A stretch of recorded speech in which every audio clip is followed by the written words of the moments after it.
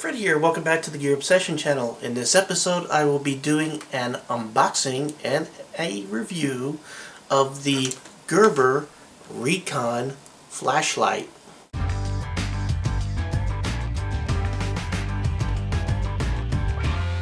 Before unboxing, let's take a close look at the packaging. You can see it's labeled Gerber Recon Flashlight, duh.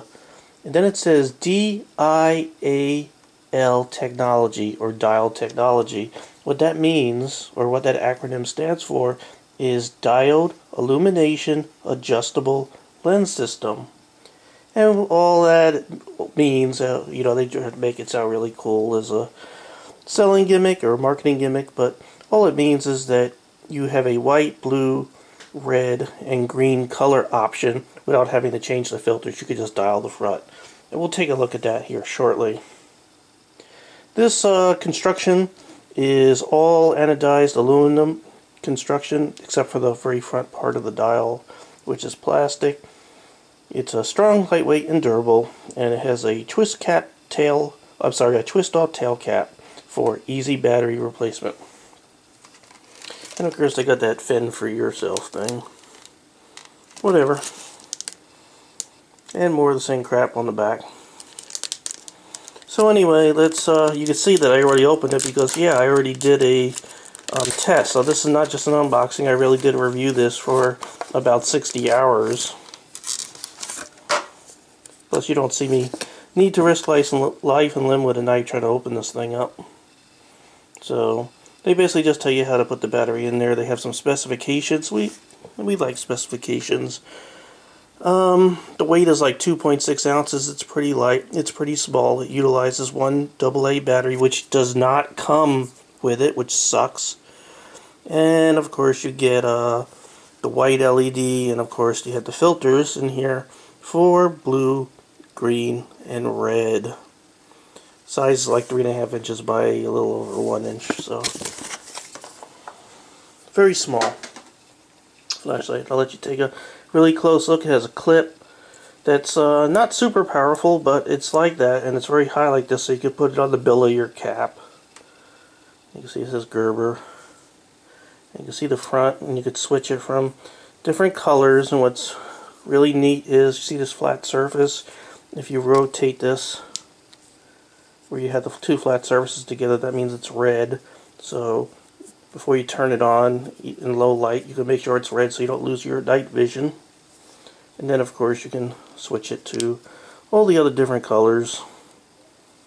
And this is really tight. You know how some cheesy made stuff, the dial will be kind of loose? You know, you'll get that click, but it'll still sort of be wobbly or loose. This is rock solid, actually. This is done right. I'll give them that. And let's go ahead and, by the way, there's a lanyard hole here at the tail cap. Let's go ahead and unscrew this. Very smooth. And you can see there's a double gasket in there. And this is my first moment. This thing has a double gasket. So you would think, oh, so they made this thing waterproof. This is not waterproof. It's like slightly weatherproof, but it's not really waterproof, so I don't understand why they went to the extent of the double gaskets, but decided not to make it weatherproof. Really beats me. And people have tested this. I read some reviews on YouTube, and it will fill up with water if you put it in water. So I did state this is aluminum, specifically it's 6061 anodized aluminum alloy. And I think I went over all my notes. The power of this light, I'll get to that in a moment. So I have two batteries here. I have a brand new battery, and I have a battery I've been running in this thing for about 60 hours this week. And just to show you, I got my trusty old battery tester, my Energizer. And after 60 hours, this battery, which started out new, is right there. Just about at the end of good, getting into the low or weak area. And of course, here's the new one that I'll be using during this demonstration. And you can see that's pegging the dial in the good area. So I can put the battery tester aside and then break out the luxometer. This was a good buy, this luxometer. And let me back up a little bit so you can see the toy. And what I'm going to do, and again, did I mention this thing does not come with any batteries? I'm going to put a brand new battery in here.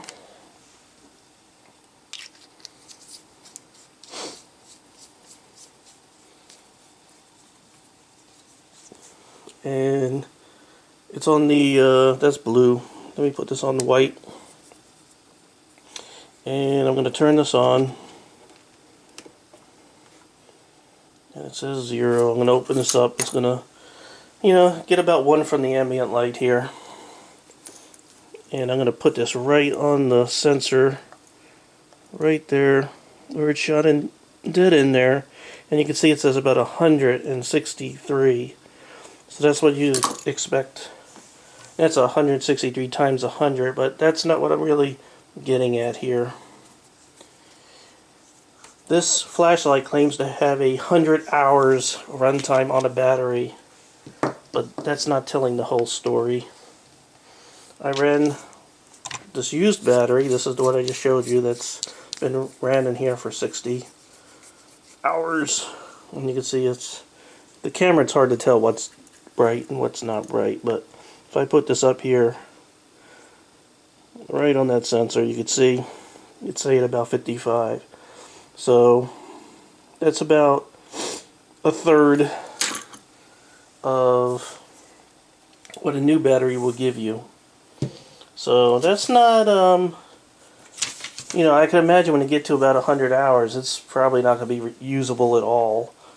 So what we're looking at, I wrote some numbers down here. It was basically down to, you know, between 30 and 40 hours, it was at about 60 to 70% down, and that's where it really wasn't usable anymore. So you get that peak light, that brightness out of this thing for your first 30 to 40 hours, and then after that, it's really, you know, starting to go down below 50, and then at 60 hours, you're really looking at about 33% of the original brightness. So, and this flashlight is really not very bright to begin with. And I'd like to illustrate to you as best I can through the power of video and YouTube here how dim this actually is, and then I'll tell you what it is in lumens. I'm going to put, well, let's do this. I'll leave this used battery in here, and you can see this little dot. Okay, so that's probably not even a lumen, and I'm going to shine like 100 lumens here on there, and you can see you could barely. It's almost the same as the flood area on the outer skirts of the flood area. This 100 lumen light. So you can see how poor this is, or actually how dim this flashlight really is. Now I'm going to put the bright battery in, or the new battery in, and this new battery, you know, it's probably putting out just a couple of lumen. Maybe, I'd say maybe tops 2.5.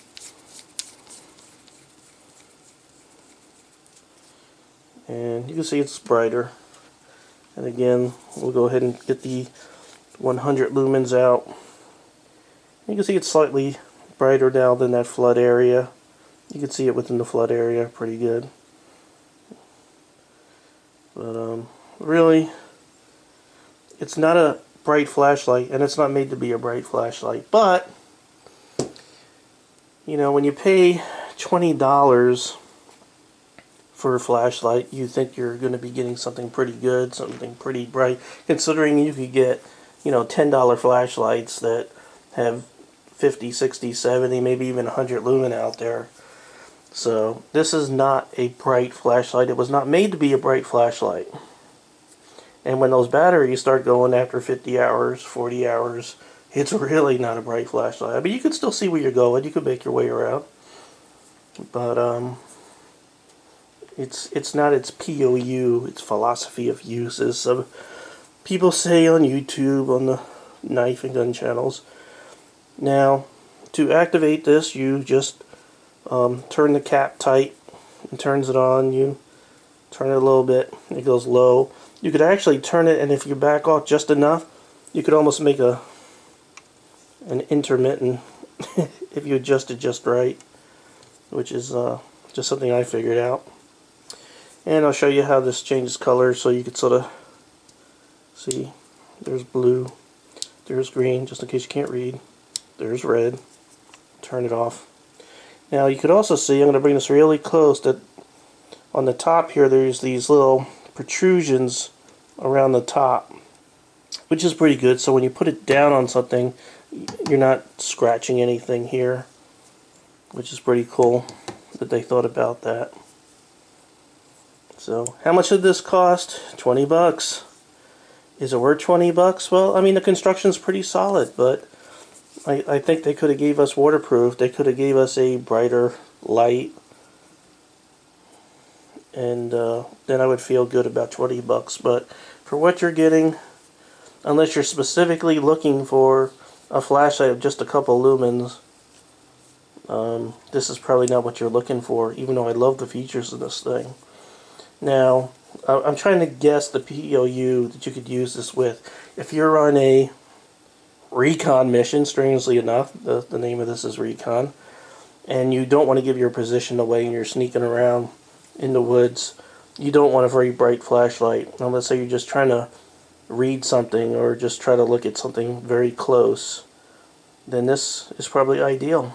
But you're not going to light up your trail ahead of you hundreds of feet out there with this. This is also good for when you, especially when you have a new battery in here. You know, you could shine it down on the floor and walk around a house with no lights and be able to see just enough where you're not tripping over anything, and you could read things up close with it when you're using the white light. So what do you use the red light for? Well, the red light would be to, read things up close and not lose your night vision.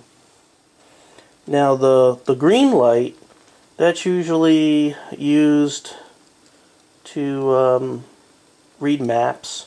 And the reason why you use green to read maps is because sometimes like danger areas are red.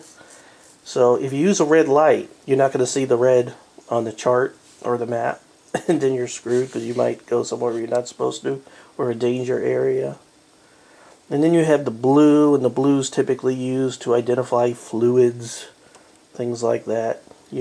Pee, I guess. So I still have the new battery in here. I just want to show you how much light, as far as inside in a room you can get out of this thing. So I'm going to turn off my big honking spotlight. And you can see it's pretty dark. And I'm going to go ahead and light this thing off. There's red, but you can't see nothing. Green, there's green. Still can't see nothing. We really need to get to white.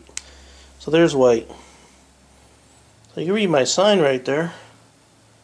But you can see what a small spot with the brightness of what you would normally find in a floodlight.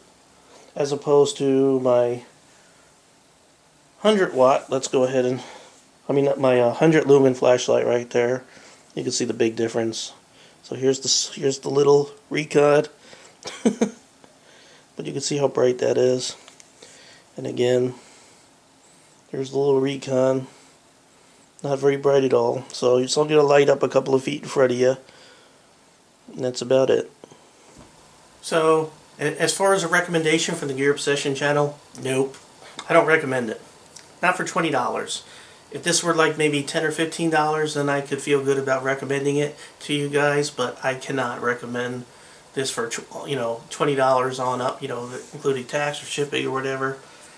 It's just not there, unless you're specifically looking for that dim flashlight. But I say that maybe they should have put a brighter light in here and then have a dim switch on it, something where you can actually feel that it's dim so you don't accidentally make something bright, but then give you a brighter light. You could get a lot more flashlight for the cost of this, so I don't recommend it.